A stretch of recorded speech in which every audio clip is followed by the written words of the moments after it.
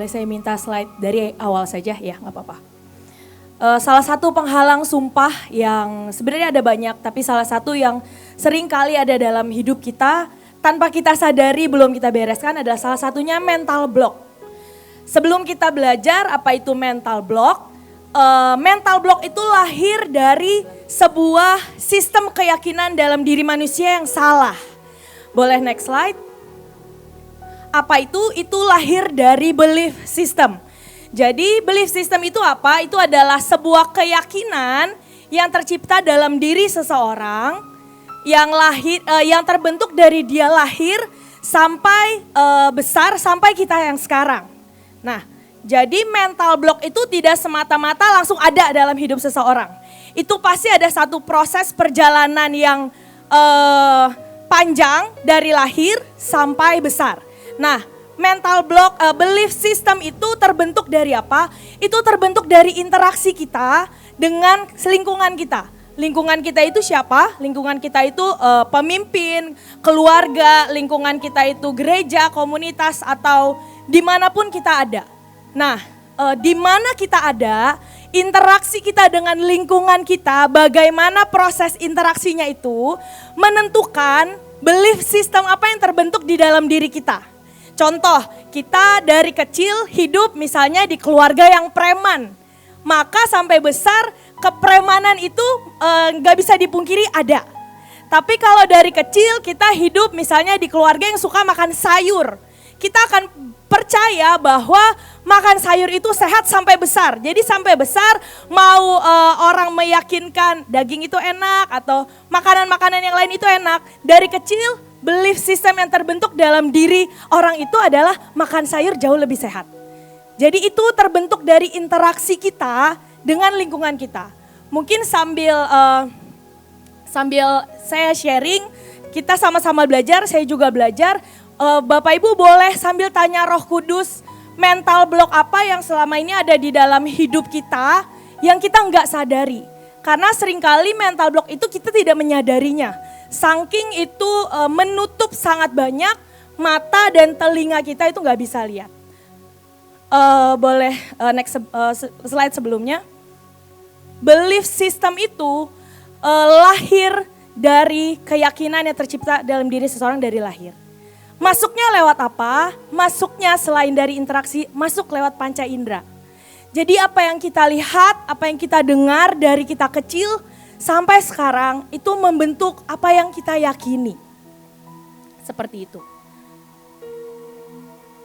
Maka dari itu penting sekali untuk memilih dan memilah, mungkin untuk orang tua, pilih dan pilah apa yang anak-anak Bapak Ibu lihat, pelajari, dengan siapa mereka berinteraksi, dengan siapa mereka belajar, melihat sesuatu.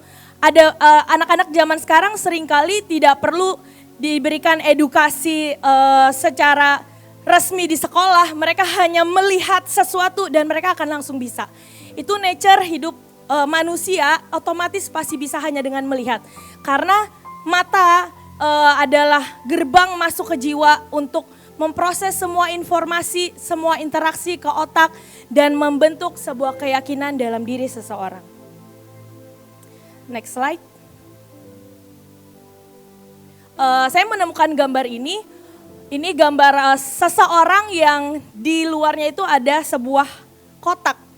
Nah, seringkali kita itu seperti itu. Ada satu kotak, ada satu batasan yang kita nggak kelihatan, tapi itu membuat kita nggak bisa keluar dari kotak itu. Satu batasan yang tanpa kita sadari juga terbentuk dari kita kecil dan waktu perjalanan hidup kita Tuhan mau membuat kita menjadi besar, kotak ini menghalangi kita. Nah, bagaimana caranya supaya kotak ini tidak menghalangi kita? Ada banyak cara, tapi salah satu yang saya temui adalah tidak ada cara lain selain kita membereskan dengan Tuhan. Membongkar kotak yang sudah terbentuk sekian belas tahun, sekian puluh tahun, itu sangat sulit. Mungkin Bapak Ibu yang guru lebih bisa mengerti, mengajari anak kecil lebih mudah dibandingkan mengajari orang yang sudah umur 40 tahun ke atas atau 50 tahun ke atas. Kenapa? Ada belief system yang sudah terbentuk. Jadi kalau mau mengajari anak kecil 10 menit belajar aplikasi, gadget, teknologi cepat, mengajari orang yang sudah 40 tahun ke atas lama. Kenapa? Sistem keyakinan yang terbentuk dalam hidup mereka adalah gadget yang di zaman mereka canggih saat itu. Begitu dikasih gadget yang aplikasi atau sebuah teknologi yang sudah paling update, akan butuh waktu yang lama. Nah begitu juga dengan jiwa kita. Mental block dalam hidup seseorang bisa menjadi negatif kalau belief system yang salah terus terbentuk dan tidak pernah dibereskan. Belief system yang positif akan menghasilkan output yang positif. Kalau mendengar semua khotbah Ibu hari Sabtu kemarin, kuncinya adalah reaksi, itu betul sekali. Jadi begitu kita ada berinteraksi kita dengan lingkungan kita menyakitkan, tapi reaksi kita positif, maka akan terbentuk satu belief system yang positif di dalam kita. Tapi begitu interaksi kita dengan lingkungan kita itu negatif, maka dan reaksi kita negatif juga, maka akan terbentuk satu belief system yang negatif pula. Dan itu yang akan menyebabkan mental block. Itu cara jiwa kita berproses secara natural.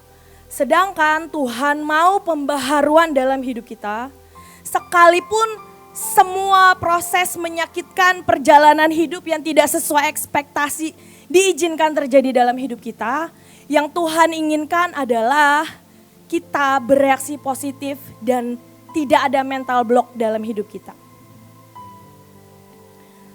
Sedangkan iblis akan terus menghembuskan yang negatif, bahkan di tengah-tengah kita menerima, mengalami dan menikmati semua sumpah.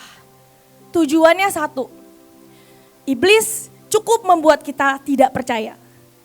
Dia akan mendorong kita untuk bereaksi negatif sampai terbangun satu tembok, satu kotak yang isinya negatif dalam hidup kita. Dan ujungnya waktu Tuhan memberi sumpah, kita tidak bisa menikmati sekalipun kita menerima. Kenapa? Karena ujungnya kita tidak percaya dan kita akan terhempas dari yang namanya jalur menikmati sumpah Tuhan. Satu keraguan itu cukup untuk membuat kita terhempas dari jalur menerima dan menikmati sumpah. Oke, next. Sederhananya, mental block itu adalah rejection. Jadi Bapak Ibu boleh baca di Google mental block secara psikologi itu apa, ada banyak sekali definisinya.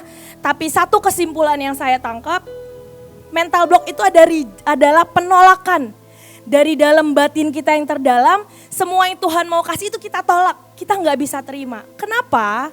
Karena waktu Tuhan mau memberikan sumpah dan berkat, otak, hati, dan jiwa kita akan mengingat kembali semua memori, akan mengingat kembali semua pengalaman, trauma yang menyakitkan yang gak pernah kita beresin. Itu akan membuat kita tanpa sadar mereject. Mungkin gak akan keluar statement, aku tidak percaya sumpah. Mungkin itu gak ada. Tapi ada satu momen di diri kita yang berkata, ya apa iya ya, aku bisa terima. Itu pun udah keraguan. Next slide. Ada satu contoh dari bangsa Israel, di Keluaran 6 ayat 7, Tuhan memberi sumpah, aku akan membawamu ke negeri yang dengan tangan terangkat aku telah bersumpah untuk memberikannya kepada Abraham, Ishak dan Yakub. Aku akan memberikannya kepadamu sebagai milikmu, akulah Tuhan. Waktu Tuhan memberi sumpah, mereka belum sampai ke tanah Kanaan. Dan waktu mereka sampai ke tanah Kanaan, Tuhan memberi perintah kepada Musa untuk mengutus pengintai, ke-12 pengintai. Dan waktu ke-12 pengintai diutus, 10 kembali dengan mental block, 2 kembali dengan mata iman. Boleh next slide? Nah, sebenarnya apa yang membuat bangsa Israel punya mental block?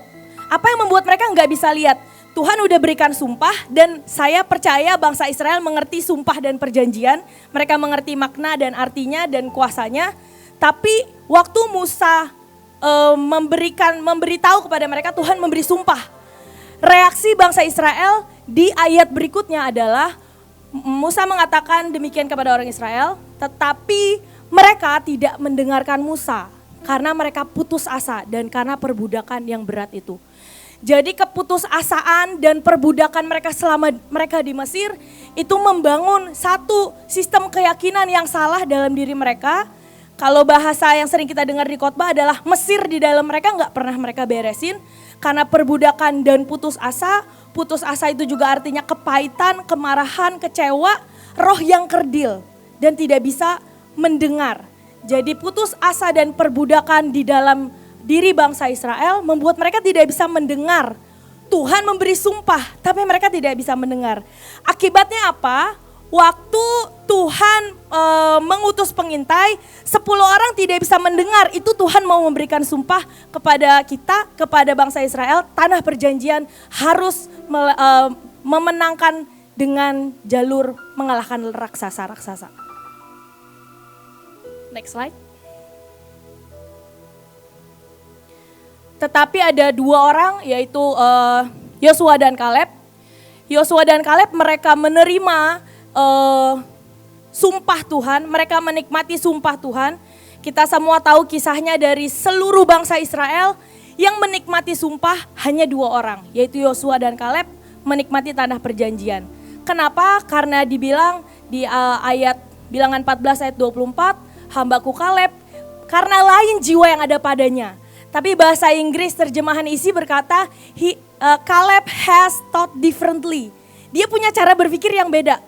Jadi mungkin selama keluar dari perbudakan, keluar dari Mesir sampai ke tanah perjanjian, Kaleb berurusan dengan Tuhan. Supaya tidak ada mental block dalam hidupnya dan dia bisa menerima semua sumpah dan janji Tuhan. Yang terakhir, akibat tidak menerima janji Tuhan, saudara bisa baca di Bilangan 14 ayat 2 dan 3 dan ayat 36 dan 37. Orang-orang yang tidak menerima sumpah, bangsa Israel sisanya itu mereka mati di padang gurun dan tidak menikmati sumpah. Sedangkan 10 orang yang memberikan kabar negatif dengan cara melihat yang salah, mereka mati kena tulah. Jadi mungkin ketidakpercayaan kita waktu menerima sumpah belum ada efeknya. Efeknya mungkin akan terlihat waktu saatnya kita harus menikmati sumpah. Mental block akan membuat kita bukan hanya tidak menerima, tapi membuat kita juga bisa mati. Matinya di padang gurun. Pagi hari ini mungkin Bapak Ibu boleh berurusan dengan Tuhan, tanya dengan Tuhan apa yang ada di dalam hidup kita. Marah, takut, beku, tidak percaya, ragu atau apapun itu mental block yang membuat kita tidak bisa menikmati sumpah. Yang terakhir, karena engkau memilih mental block itu dicabut dari dalam hidupmu. Semua belief system yang salah gak ada yang bisa beresi selain Tuhan yang menciptakan kita. Sumpah matahari itu akan memotong semua belief system yang salah di alam bawah sadar kita. Akan memotong semua yang salah di dalam hidup kita supaya kita bisa menikmati sumpah. Mari kita bangkit berdiri Bapak Ibu.